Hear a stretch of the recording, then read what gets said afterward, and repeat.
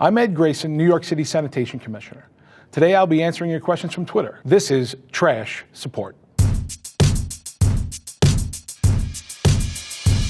B69 Radio asks, what's the craziest thing you've ever found in the trash? The most interesting thing that I ever removed from a cleanup site was a prosthetic leg.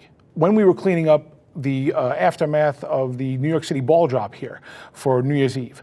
So I always wondered, how did that person get home? They clearly made it in okay. Must have been a good party night. Sometimes you'll see what one would call maybe bedroom paraphernalia inside the hopper of the truck, and it always does make you do that wonder. But other than that, everything's usually cut and dry. Rosie Posey asks, so New York was built on garbage? Sorta.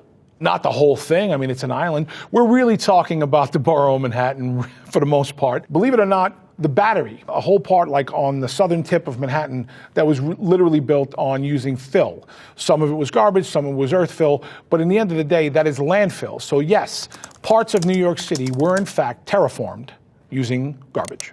And Tony Usgark writes, you ever just watch the robot arm of a garbage truck hoist your refuse into the trash trunk and think, what a time to be alive? All the time, my friend, all the time.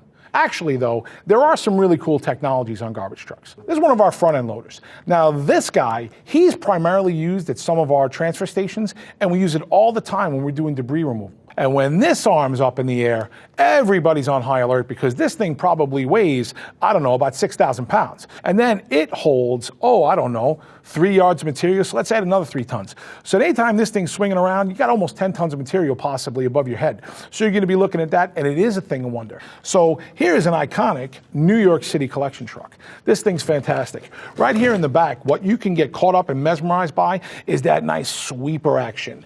The men and women are loading into the back of that thing, and then they pull the handles, and it is really a ballet of sights and smells. The compactor on this will gladly eat just about anything you put in it. When we send out our metal trucks, they will crush a washer, dryer, hot water heater. They'll crush just about anything. Mr. Levenstein, Ty, my girlfriend broke up with me while I was standing next to a no dumping sign.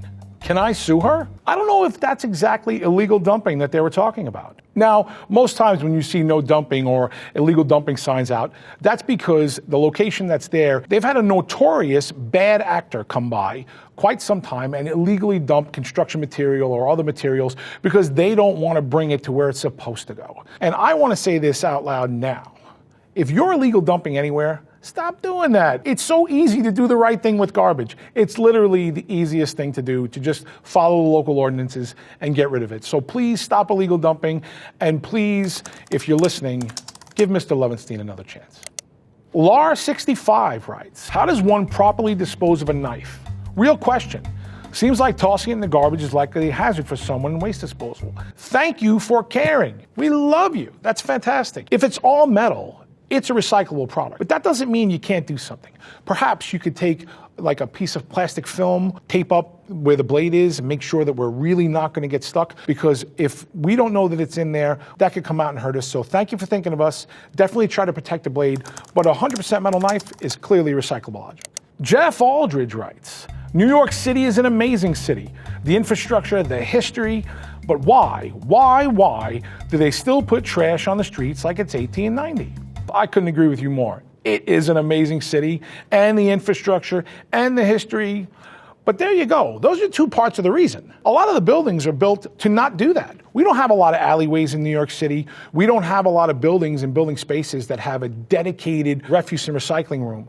And we have a lot of people. And we have the charm of the city, and we have a lot of subterranean infrastructure. But we're changing, we're evolving the entire time. We have recently embarked on, at least in New York City, a new pilot proposal called Clean Curbs, where we are going to start installing corral areas in residential and commercial areas. Normally we do from the curb through the parking lane into the street where the truck is.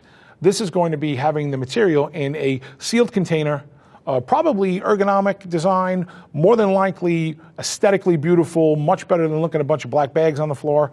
And then we're going to service from there, where we're going to change possibly how much garbage you see. But just remember, not seeing it doesn't mean it's not there. So what we still want to focus on is Let's get the garbage generation and all that to be lower than it is. And that'll even make it look more like the city that you want. Miss Leah H asks, I didn't know how to dispose of my bacon grease, so I panicked and made a batch of gravy instead. LOL. Well, Miss Leah H, bacon and then gravy made from bacon, we may be soulmates. You did two good things there. Number one, you didn't pour that grease down the drain. And believe me, everybody in the sewage treatment plant appreciates that. One of the ways that you can totally get rid of bacon grease is pour it into a cup, put it in the freezer, turn it back into a solid, and then just throw it out. Jacob Meshke asks, why is New York City Sanitation Department the world's largest when New York isn't even close to the largest city in the world? So are there bigger cities? Sure. Are there places with more population? Sure. Do they host an entire municipal workforce that is on duty 24 hours a day, 7 days a week to meet the changing needs of the city that never sleeps and its 8.8 million people? No, they don't. So we are in charge of the refuse recycling and snow removal, all street cleaning, all special event cleaning, all emergency debris management. We have a pretty robust workload. We have a really committed city to making sure that New York stays the Gotham of the free world and we can keep you all healthy, safe, and clean.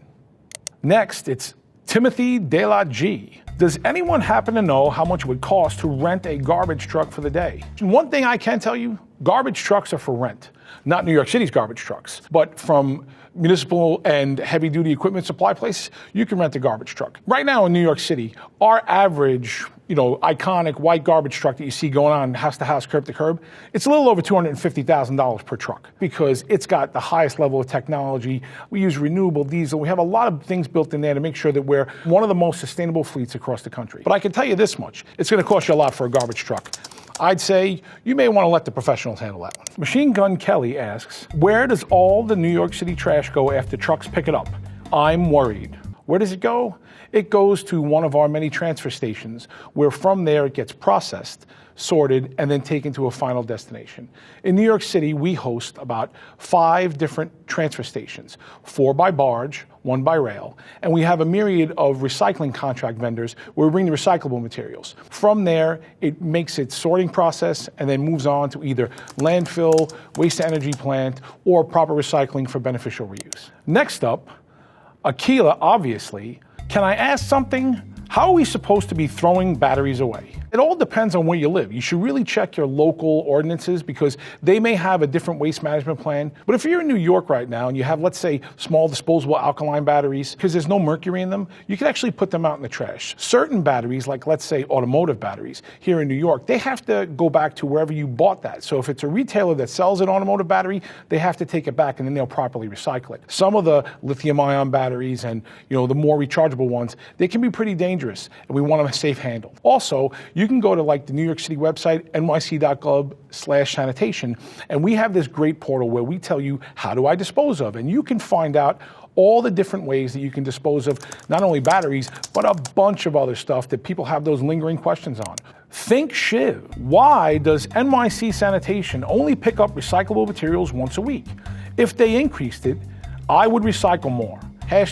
#just saying. It comes down to trying to effectively and efficiently route throughout the entire city. We know pretty much on average how much recycling is going to be out on every block face, and we use a lot of data and trend analysis to know exactly how many trucks are on. In the city with 8.8 million people, though, we are trying to route efficiently, make sure that we're getting out there, hitting every community board fairly and equitably, and giving everybody the same opportunity to recycle. Us trying to get more opportunity for each resident, that's one of the long-term goals. Tristan Convert asks, how does recycling actually work? What do you think? I think that the big cornerstone on recycling, it makes us conscious about how we're behaving. We go out every day and we pick up, 1,000 tons of paper in New York City. And we bring that back and that's going to a paper mill. And that mixed paper is getting repulped, remanufactured, and we're making new things. We're making things like pizza boxes and we're making things like recycled paper. More and more, you're seeing sustainable ways that we can do beneficial reuse for some of the things that are totally consumables. Metal recycling, for example. All those cans and all the bulk metal, that's going to be sorted by metal type and resmelted back into things to make new things. That's the ultimate goal. One of the ideas that we have to hold true is that recycling is not a bad thing. If we can keep it out of the landfill while we're working on the next way to find ways to make better products, have more sustainable packaging to begin with, that's the real answer. Pooh J. Vixen writes, What do landfills do with garbage? What do landfills do with garbage? They hold it for us. Usually modern day landfilling involves high-tech design landfill with industrial and environmental protection base layers underneath, silt layers, drainage runoff caps, all kinds of seals and subterranean infrastructure so that everything's done in an environmentally sustainable way. And then as it biodegrades, you're building up methane. That methane is going to be pumped out and put to beneficial use, usually as energy.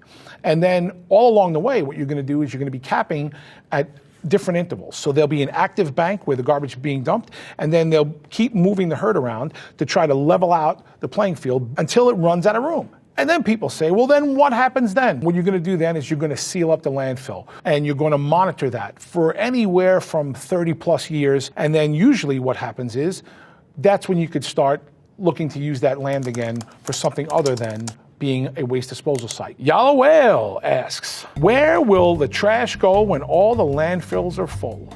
Great question, because it hits on why does everybody think zero waste? Reuse and recycling, some of the greatest time of actual individual recycling and recapture rate during the World War I, World War II efforts, when we were literally trying to get back all the metal, and our grandparents and great-grandparents would tell us all the stories about how they were saving everything and bringing in all the tin cans from the local neighborhood because they really thought they had to get all these materials back in so that they could, preserve our way of life.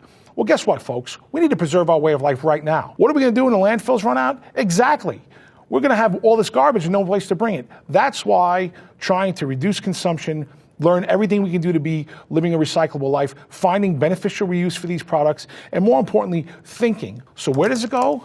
I think that's entirely up to us. Let's work on that together. Shabazz Jab says, I feel like it's trash day every day in New York City.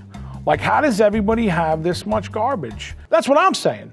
But the reality of it is that every year we're doing on the residential side a little over 3 million tons of material. Every day is trash day because every single person is consuming something. And whether you think about it or not, you have created your own personal piece of the waste stream every single day. Can we do stuff that'll make that different? Absolutely. Maybe we don't have to buy as much and maybe not throw out half the strawberries because you didn't get to them for the smoothie. Think about those things. You can consume less, you can generate less waste, and then maybe every day won't feel like garbage day. Dorky Mork writes, what is waste segregation? It's just another word for sorting. So what does that mean? A lot of places are going to ask you to source separate your material. We do it here in New York City. We're asking all of the residents to source separate their paper and their MGP.